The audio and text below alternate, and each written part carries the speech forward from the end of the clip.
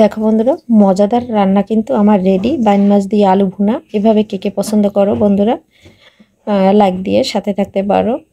আর নতুন যে বন্ধুরা দেখছো তাদেরকে অসংখ্য অসংখ্য ধন্যবাদ। যদি সাবস্ক্রাইব করে না থাকো, একটা সাবস্ক্রাইব করে পাশে থাকতে পারো। আর যদি ভিডিওর কোনো অংশ ভালো লেগে থাকে সব বন্ধুদের, তাহলে একটা লাইক দিয়ে সাথে থেকো।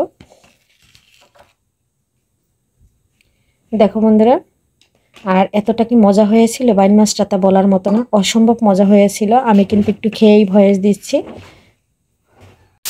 নমস্কার বন্ধুরা, কেমন আছো? আমি পাত্রী কিচেন থেকে বলছি। দেখো, তোমাদের মাঝে নিয়ে আসলাম নতুন একটা রেসিপি। রান্না করবো বাইন মাছ ভুনা করবো।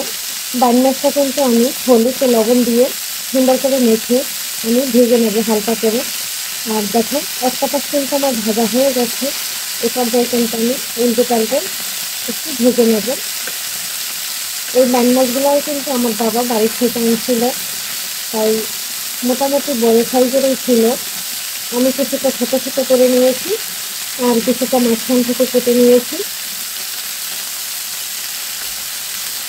আর এই ডাল মাছটা বেশি করে ভাজবো না, হালকা পরিমাণে ভাজবো। একটা পাশ আমার হালকা করে ভাজা হয়ে গেছে, আর একটা পাশ আমি হালকা করে ভেজে নেব।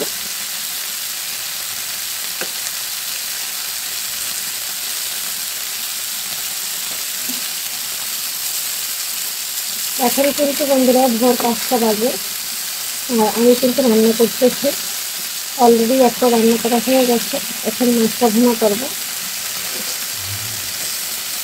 মাছটা একটু কেটে দিয়ে পরিষ্কার করতে সময় লেগে গেছে।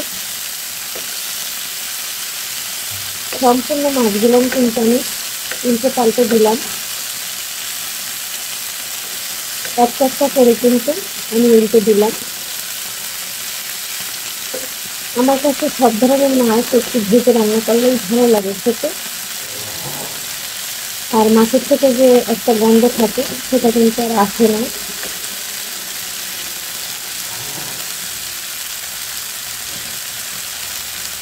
দেখো, সবগুলো মাছ কিন্তু আমি একটা পাশ উল্টে দিয়েছি। দেখো আমরা, আমার কিন্তু মাছটা ভাজা হয়ে গেছে। এখন কিন্তু আমি নামিয়ে নেব। এর থেকে বেশি কিন্তু ভাজবো না, তাহলে মাছটা খেতে ভালো লাগবে না। দেখো, যে বাইন মাছের ভিতরে আলুটা দেবো, আলুটা আমি সুন্দর করে কেটে নিয়েছি, কেটে দিয়ে পরিষ্কার করে নিয়েছি। বাইন মাছ রান্না করার জন্য কড়াই বসিয়ে দিয়েছি। এখন দিয়ে দিলাম তেল। তেলে দিয়ে দেব ফোড়ন। ফোড়নে থাকছে একটা তেজপাতা, ছোট করে কেটে নিয়েছি। আর দিব গোটা জিরা। গোটা জিরাটা দিয়ে দিয়েছি। এটা একটু ভেজে নেব।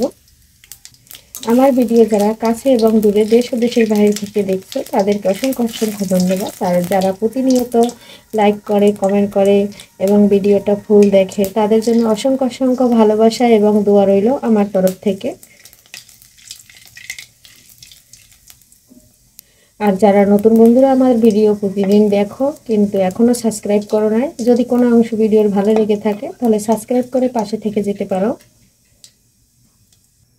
এই পর্যায়ে ভেজে রাখা আলুগুলো, কেটে রাখা আলুগুলো দিয়ে দিই।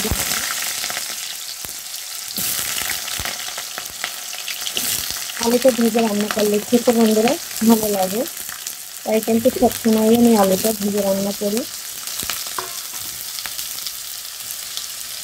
দিয়ে দিচ্ছি লবণ, দিয়ে দিচ্ছি হলুদ। সব কিছু দিয়ে আমি সুন্দর করে ভেজে নেব।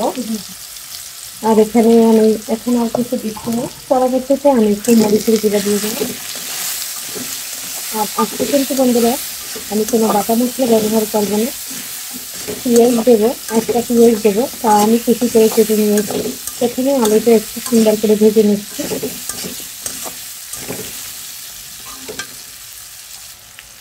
একটা এলাচ থেতো করে নিয়েছি, এটা দিয়ে দেবো। আর ভুনা বন্ধুরা একটা এলাচ দিলে সুন্দর একটা ফ্লেভার আসে, আর খেতে কিন্তু খুব সুন্দর হয়। 2 টুকরা দারচিনি দিয়ে দিচ্ছি। দেখো, আলুটা প্রায় আমার ব্রাউন কালার হয়ে গেছে। আমি আরও কিছুটা ভেজে নেব।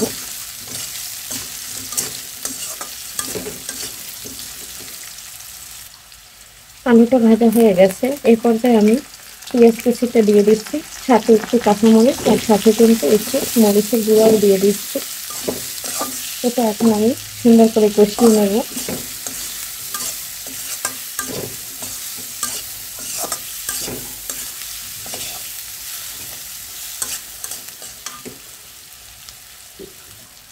বন্ধুরা, আমাদের ফ্যামিলির বাইন মাছ কিন্তু সবাইরই ভীষণ প্রিয়। দেখা যায় বাইন মাছটা আমরা কিন্তু প্রায় খেয়ে থাকি। আর এই বাইন মাছটা আমার বাবা এনেছে, বরিশালের বাইন মাছ। এটা তো আরও মজা খেতে, কারণ এই ঢাকাতে যে মাছগুলো পাওয়া যায় সেটা কিন্তু অতটা মজা লাগে না খেতে, হয়তো চাষির হইতে পারে, বলে তো না চাষের না, এটা নদীর। কিন্তু আমাদের এলাকার বাইলা মাছ, বাইন মাছ খেতে কিন্তু অসাধারণ হয় বন্ধুরা। এখানের ভাইলা মাছ আমি অনেক কিনে খেয়েছি, কিন্তু ওই রকম স্বাদ পাওয়া যায় না। দেখো বন্ধুরা, আমার পেঁয়াজটা কিন্তু ভাজা হয়ে গেছে। এখন এখানে আমি একটু গরম জল দিয়ে দিচ্ছি, সামান্য একটু মাছগুলো দিয়ে একটু কষিয়ে নেব। তারপরে কিন্তু আমি গরম জল দিয়ে দেবো ঝোলের জন্য।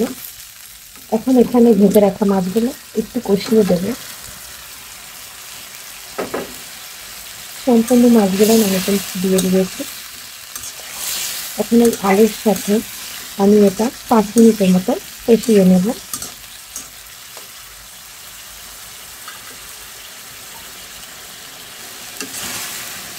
দেখো বন্ধুরা, আমাদের দিকে কিন্তু কষানো প্রায় হয়ে গেছে, আর ঝোলটাও কিন্তু কমে গেছে। আরও একটু কষিয়ে নেব, তাহলে আলুটা কিন্তু সিদ্ধ হয়ে গেছে। এই পর্যায়ে আমি একটু ভিনেগার গুঁড়ো দিয়ে দেবো। দেখো বন্ধুরা, আমার তেলটা কিন্তু ভেসে উঠেছে। ভিনেগার গুঁড়োটা দিয়ে দিচ্ছি।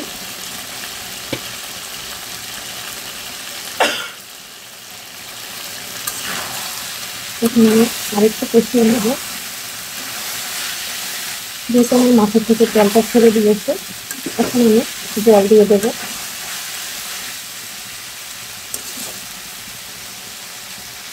আমি যেহেতু মাছটা ভুনা করবো, তাই জলের পরিমাণটা কম দিচ্ছি। আর মাছটাকে আমি সম্পূর্ণ কষিয়ে নিয়েছি।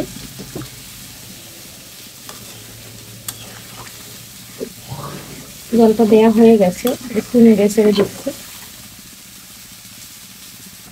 দেখো বন্ধুরা, মাছটা কিন্তু আমার হয়ে আসছে।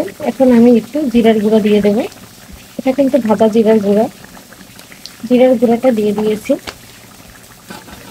এখন আমি নেড়ে ছেড়ে নেব। আর এদিকে কিন্তু দেখো, আমার মাছ আলু সম্পূর্ণ কিন্তু সিদ্ধ হয়ে গেছে, আর ঝোলটাও কিন্তু আমার গাঢ় হয়ে গেছে। বন্ধুরা, এভাবে যদি কেউ এখনো বাইন মাছ না খেয়ে থাকে রান্না করে, তবে রেসিপিটা ফলো করে একবারে দেখে নিয়ে রান্না করে দেখতে পারো কেমন লাগে খেতে। দেখো বন্ধুরা, আমার বাইন মাছ রান্না কিন্তু শেষ আলু দিয়ে। আর কেমন হয়েছে রেসিপিটা কমেন্টে জানাতে পারো। আজকের ভিডিও বন্ধুরা এখানেই শেষ করছি। পরবর্তীতে দেখা হবে নতুন কোনো রেসিপি নিয়ে। এ পর্যন্ত সবাই ভালো থাকবে, সুস্থ থাকবে, শরীরের দিকে খেয়াল নেবে। Bye bye, tata.